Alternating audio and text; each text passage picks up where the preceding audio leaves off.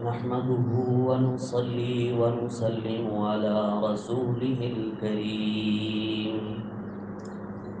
أما بعد فأعوذ بالله من الشيطان الرجيم.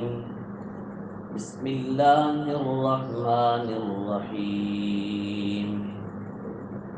يا أيها الذين آمنوا لا يسخر قوم من قوم عسى أن يكونوا خيرا منهم ولا نساء من نساء عسى أن يكن خيرا منهن ولا تلمزوا أنفسكم ولا تنابزوا بالألقاب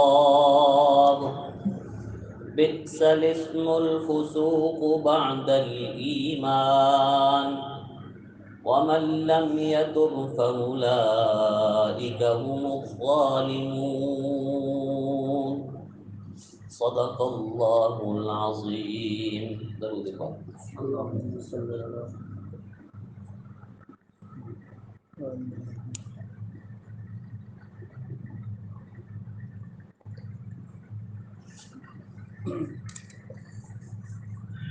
قابل احترام سامعین کرام،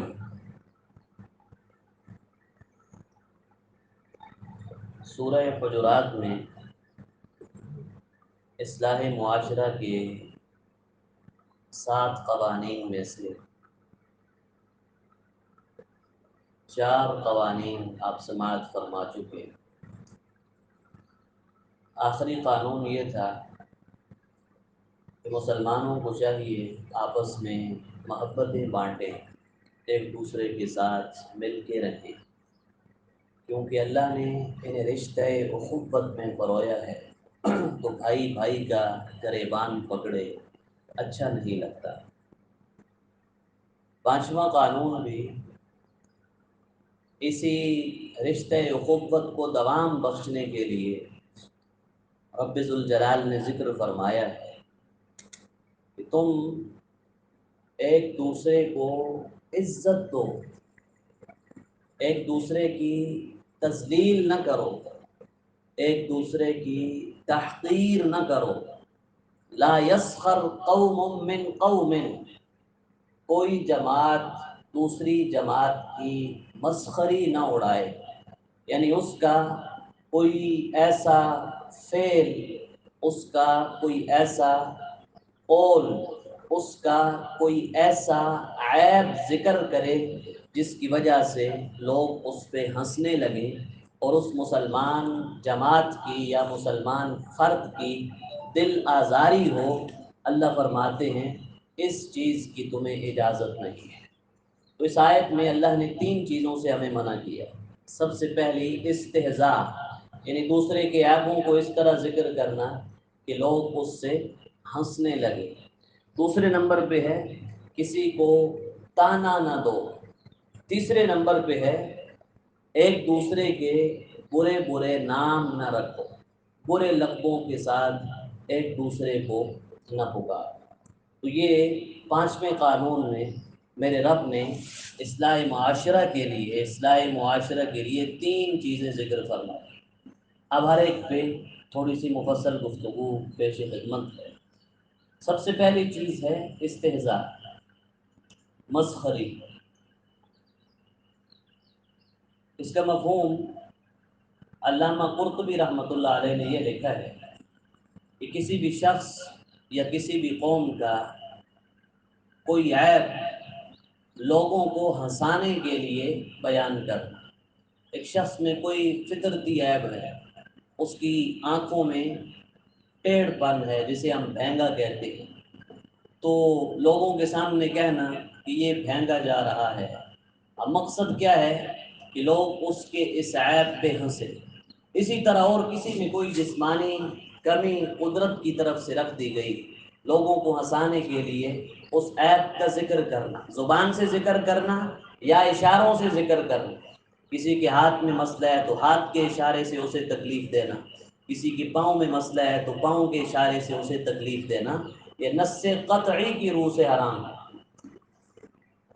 قرآن کے واضح الفاظ آپ کے سامنے، لا یسخر قوم من قوم عسیٰ ان یکونوا خیرا منہم، اور یہ اتنا عام حکم ہے کہ اللہ نے مردوں کو الگ مخاطب بنایا، عورتوں کو الگ مخاطب بنایا۔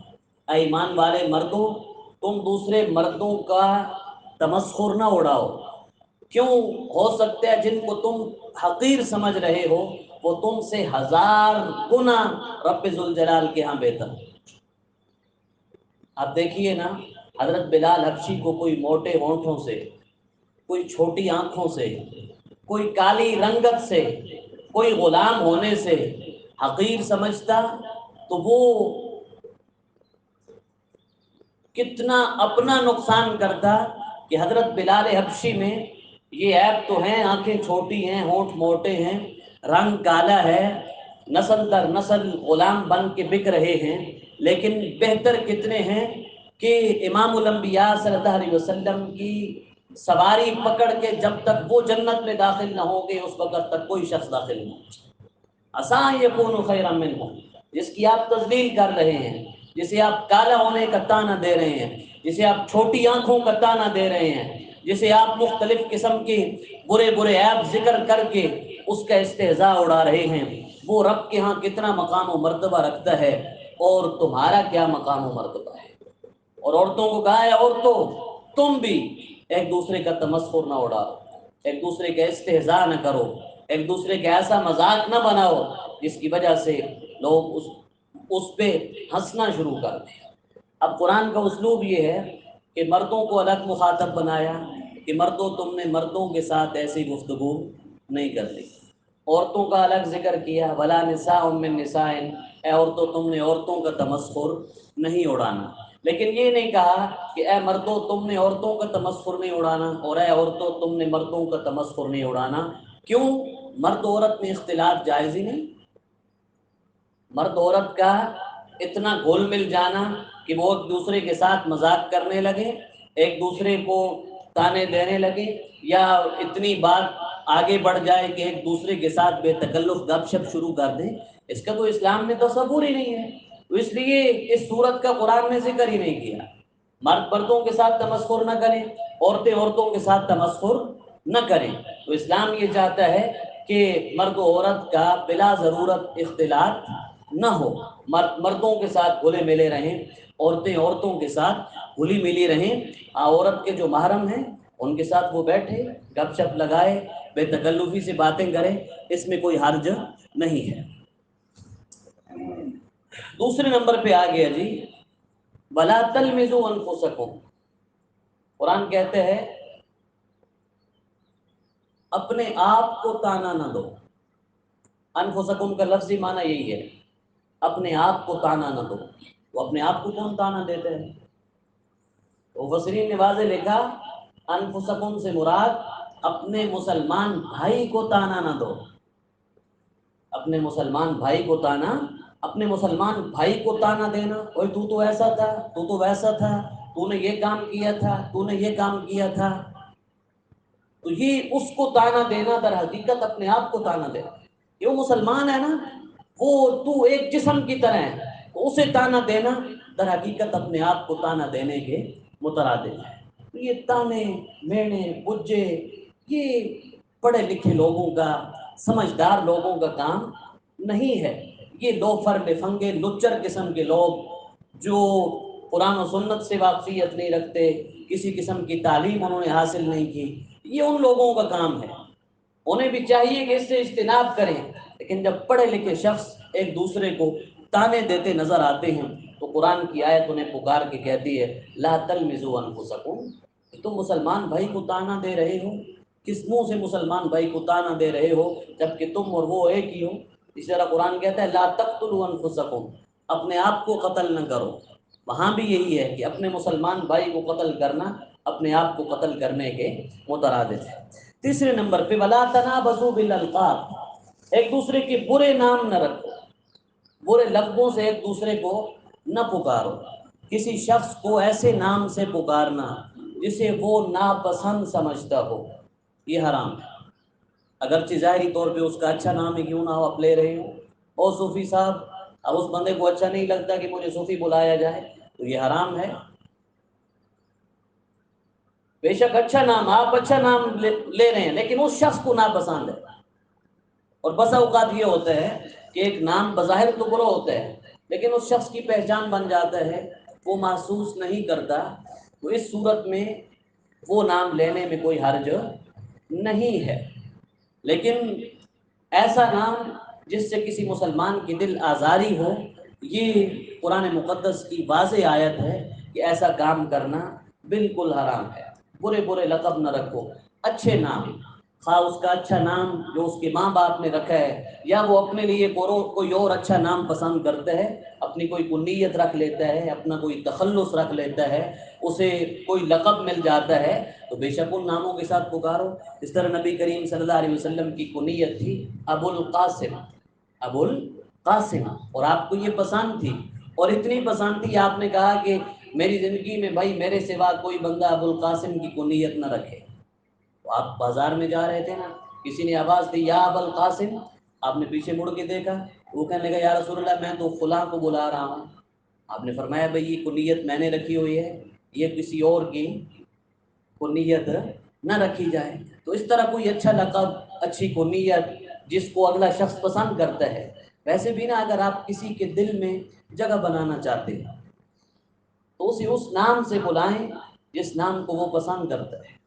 وہ جب اپنا نام آپ کی زبان سے سنے گا، کاروباری لوگوں کو یہ سارے ڈھنگ آتے ہیں، اور ہم اسلام پہ بھی عمل کرتے ہیں کاروبار کے لیے۔